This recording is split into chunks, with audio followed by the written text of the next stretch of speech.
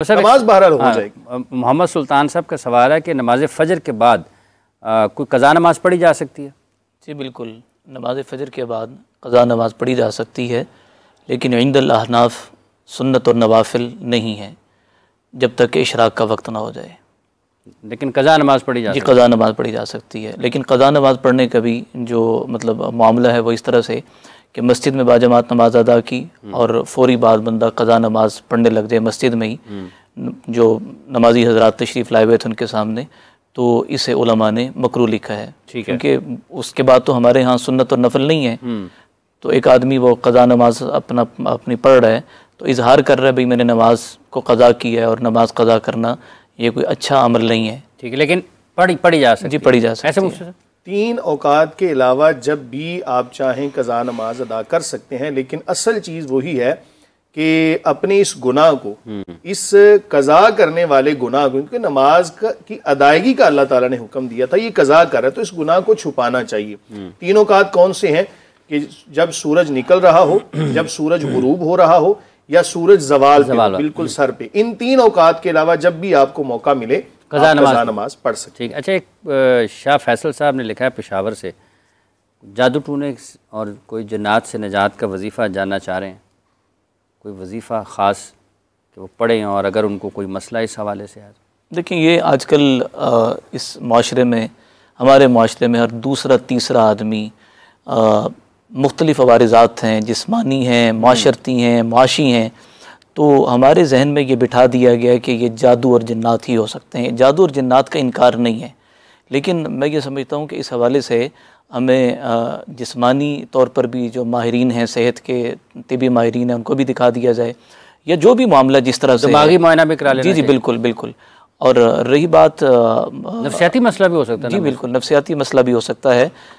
अब सवाल जो उनका है कि भाई कोई ख़ास वजीफ़ा, तो ख़ास वज़ाइफ़ के हवाले से कि मुअव्वज़तैन जो है ना हर नमाज के बाद उनका मामूल बना लिया जाए। नबी करीम सल्लल्लाहु अलैहि वसल्लम, अगर कोई नमाज पढ़ता ही नहीं है, वो कहता है मैंने वजीफ़ा दस दो बस। देखिए, ये तो अलमिया है इस माशरे का कि वो मैंने मतलब शॉर्टकट करना है, नमाज नहीं पढ़नी। जब नमाज नहीं पढ़नी तो अब वो नहूसतें जमा होंगी और फिर शयातीन जन्नात वो ज़्यादा मजबूत हो जाएंगे। तो नमाज पढ़ेंगे तो नमाज ही तो अल्लाह का सबसे बड़ा जिक्र है। सूरह फलक सूरह नास पढ़ें। जी सूरह फलक नमाज पढ़ें और उसके बाद इसका एहतमाम कर लें, आयतुल कुर्सी भी पढ़ लें, तो अल्लाह ताला हिफाजत फरमाएगा। और घर से निकलते हुए, जाहिर सी बात है काम काज के लिए मर्दों को बाहर निकलना पड़ता है, और बाहर जब वो जाते हैं, अगर किसी को ज़्यादा ही मेहनत करनी है तो फिर वो पूरी मंजिल पढ़े, वो फिर पहले दुरूद शरीफ पढ़े, फिर हम से शुरू पढ़े, फिर आखिर तक। वो एक आपको बड़ी मेहनत करनी पड़ेगी, आपको लिख के भेज देते हैं, वो काफ़ी उसमें काफ़ी आयात है, कुरान याद करना पड़ेगा। एक कॉलर ले लेते हैं मुझसे, उस तरफ जाते ही नहीं ना, लोग कहते हैं साढ़े हिस्से था जड़ा जादू टूना मुफ्ती साहब इला दें साढ़े सिर। तो अस्सलाम वालेकुम जी, कौन साहब मोहतरमा इस वक्त हमारे साथ टेलीफोन लाइन पर है? वालेकुम अस्सलाम जी, उबैद रहमान सुलेमानी एबटाबाद से बात कर रहा हूँ। जी सुलेमानी साहब। अच्छा, मेरा सवाल ये है कि अक्सर इस तरह होता है देहातों में, खास करके कोई जनाजा होता है किसी के वालिद का हो, तो औलाद ख्वाहिशमंद होती है कि हम अपने वालिद का जनाजा खुद पढ़ाएं, तो वहाँ पर लोग कहते हैं कि मौलवी साहब हैं तो वही जनाजा पढ़ाएंगे। तो वैसे शरई तौर पर ज्यादा हक किसका बनता है, मौलाना साहब पढ़ाएं या उसका औलाद अगर इस एल हो पढ़ा सकती हो? तो ठीक है, बहुत शुक्रिया मुफ्ती साहब। देखें, अगर तो जो फौत होने वाला है उसने जिस इमाम साहब के पीछे नमाजें पढ़ी हैं, तो ज़्यादा हक तो उन्हीं का बनता है कि वही उसकी नमाज जनाजा पढ़ाएं, और यही असल है। इसके अलावा अगर बिलफ़र्ज़ मरने वाले ने कोई वसीयत की थी कि फ़लाँ बुज़ुर्ग शख्सियत हैं वो मेरा जनाजा पढ़ाएं, तो उनको पढ़ा देना चाहिए, और दूसरों को भी थोड़ा सा वुसअत का मुज़ाहरा करना चाहिए। अगर बिलफ़र्ज़ उनका बेटा या कोई अहल इस अहलियत पर है कि वो जनाजा पढ़ाने की सलाहियत भी रखता है, सवाल था कि अगर उनकी औलाद में से अगर कोई है, वही अर्ज़ कर रहा हूँ कि अगर वो तमाम तर शराइत जो जनाजा पढ़ाने वाले के लिए लाजिम है, अगर उस अहलियत पर पूरा उतरता है तो फिर वो पढ़ा सकता है। लेकिन असल और बेहतर यही है कि जो मोहल्ले के इमाम साहब हैं जिनके पीछे उस बंदे ने नमाजें पढ़ी हैं, वही नमाज जनाजा पढ़ाए, ज़्यादा हकदार वही हैं। सब आपके क्या ख्याल है, अगर बेटा एक समझता है कि बेटा इस काबिल है कि वो अपने वालिद का जनाजा पढ़ा सकता है, तो देखें इसमें जो मुफ्ती साहब ने बात की, मुझे 100% दूसरी से इत्तेफाक है। असल जो हक़ है वो तो यानी वक्त के हुक्मरान का है, बादशाह वक्त का है, लेकिन अब वो शर्त हमारे यहाँ मफकूद है मुफ्ती साहब। फिर उसके बाद इमामुल हई जो मोहल्ले का इमाम, उसकी बारी आ जाती है।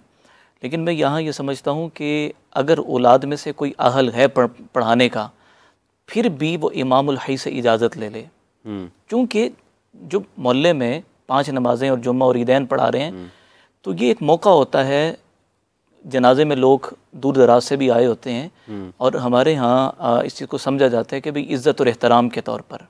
तो बाज़ लोग, तजर्बे में ये चीज़ आई मुफ्ती साहब कि जी मैंने अपनी वालिदा की नमाज जनाजा ख़ुद पढ़ानी है, और यकीन जानिए वो खड़े हो गए। मैंने कहा ठीक है जी, अब आप पढ़ा लें। 3 तकबीरें पढ़ी या कोई और गलती कर दी, फिर मजबूरन अमूमी तौर पे गलती हो जाती, इस तरह का मतलब होता है। मतलब गलती से बचने के लिए ये है कि जो इमाम साहब हैं उन्हीं की तरफ, इमाम साहब भी अगर देखते हैं कि मैयत की औलाद में से कोई आलिम है, कोई मुफ्ती है, तो वो सत ज़रफ़ी का मुज़ाहिरा करें और उनको इजाज़त दे देना चाहिए। ठीक है, बहुत बहुत शुक्रिया आपका अलामा साहब, मुफ्ती साहब आपका बहुत शुक्रिया, हाफ़िज़ साहब आपका बहुत शुक्रिया। जितने भी लोग हमें इस वक्त देख रहे हैं, आप सब लोगों का बहुत बहुत शुक्रिया। तफसील के साथ मुख्तलिफ़ मामलात पर जो कि तजहीज़ व तकफ़ीन से हैं, मैयत के हवाले से बहुत सारी ऐसी चीज़ें हैं जो अभी बाकी हैं, इन पर मज़ीद गुफ्तगू भी हो सकती है इसी अंदाज़ में कि अगर आपको कहीं मुश्किल है तो आप रहनुमाई लें कुरान और सुन्नत से, और वही आपको सिरात मुस्तकीम पर लेकर जा सकती है। अल्लाह ताला हम सब को नबी करीम सल्लल्लाहु अलैहि वसल्लम की मुबारक सुन्नतों पर अमल करने की तौफ़ीक़ अता फ़रमाए और कुरान और सुन्नत के साथ जुड़ने की तौफ़ीक़ अता फ़रमाए। प्रोग्राम का वक्त ख़त्म हो जाता है। मुझसे आपसे गुजारिश है कि दुआ फ़रमाएँ, और दुआ के साथ ही हम आपसे इजाज़त चाहेंगे। आपसे दोबारा मुलाकात होगी। अपना बहुत सा ख्याल रखिएगा। अल्लाह ने के बाद आमीन। अल्हम्दुलिल्लाहि रब्बिल आलमीन वल आक़िबतु लिल मुत्तक़ीन वस्सलातु वस्सलामु अला सय्यिदिल अंबियाइ वल मुरसलीन। अल्लाहुम्मा रब्बना आतिना फ़िद दुनिया हसना व फ़िल आखिरति हसना व क़िना अज़ाबन नार। नस्अलुल्लाहल अफ़्व वल आफ़िया फ़िद दीन वद दुनिया वल आखिरा।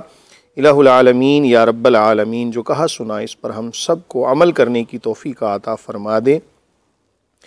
इलाहुल आलमीन या रब्बल आलमीन, इस प्रोग्राम को हम सब के लिए इल्मे नाफ़े के तौर पर इसको अता फ़रमा दे। या अल्लाह, इन जमी मामलात को हम सब के लिए तोशा आखिरत बना दे। जितने लोग इसके अंदर शामिल हैं, जिन्होंने इस प्रोग्राम को मैनेज किया, जिन्होंने इस प्रोग्राम को देखा, जिस तरह से भी इस प्रोग्राम के अंदर शामिल हैं, सब को अपनी शान के मुताबिक अजर अज़ीम अता फ़रमा। दीनी, दुनियावी, उखरवी सआदतें और कामयाबियाँ अता फ़रमाना। आफ़ात व बलियात से, हासिदीन के हसद, शरीरों के शर, ज़ालिमों के जुल्म से महफूज फ़रमाना। शैतानी शर वसवसे और शैतानी हमलों से पनाह अता फ़रमाना। इलाही, अपनी ज़ात के सिवा किसी का मोहताज न करना। अपने गैब के ख़जानों से मदद अता फ़रमाना। जितने लोग बीमार हैं उन्हें शिफा अता फ़रमा देना। जो कर्ज़ में मुब्तला हैं उन्हें कर्ज़ से रिहाई अता फ़रमा देना। जो तंग दस्त हैं उनकी तंग दस्तियों को दूर फ़रमा देना। सल्लल्लाहु तआला अला खैरि खल्क़िही सय्यिदिना मुहम्मदिन व अला आलिही व अस्हाबिही अजमईन।